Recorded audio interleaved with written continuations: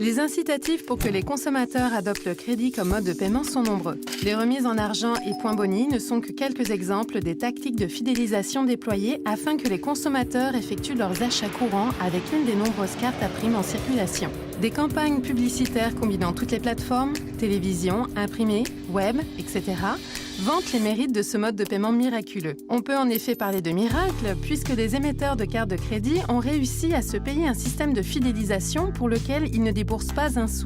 Rien n'est gratuit et tous ces avantages doivent venir de quelque part. La facture est donc acheminée aux commerçants à travers leurs frais de transaction. Quels sont les volumes d'utilisation des différents modes de paiement dans votre commerce? 30 de débit représente 3 500 $, 20 de crédit représente 65 000 $ pour un magasin. C'est des frais exorbitants. Est-ce que vous vous en mettez plein les poches quand le prix de l'essence augmente? Nous sommes aussi fâchés de voir le prix de l'essence augmenter, vu que mes profits sont calculés sur le litre et non sur le prix vendant. À titre d'exemple, un client qui paye 100 $ par carte de crédit va me coûter 2 $ de frais. Par débit, ça va nous coûter 2,2 cents environ. Que pensez-vous des programmes de fidélisation des compagnies de crédit? Les compagnies de crédit sont très agressives sur le marketing pour les cartes de points, les cartes de fidélisation. Alors les clients, les consommateurs en profitent de plus en plus. La réalité à station-service, c'est que le monde paye de plus en plus par carte de crédit. En même temps, ils font le maximum de points. Ces points-là, c'est moi qui les finance et j'ai aucun avantage.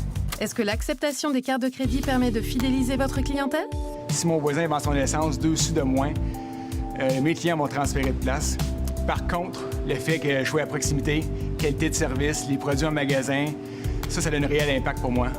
Présentement, c'est moi qui finance les programmes de fidélisation des cartes de crédit. Ça n'a aucun bon sens. Plus j'amène de ventes, plus je paye cher.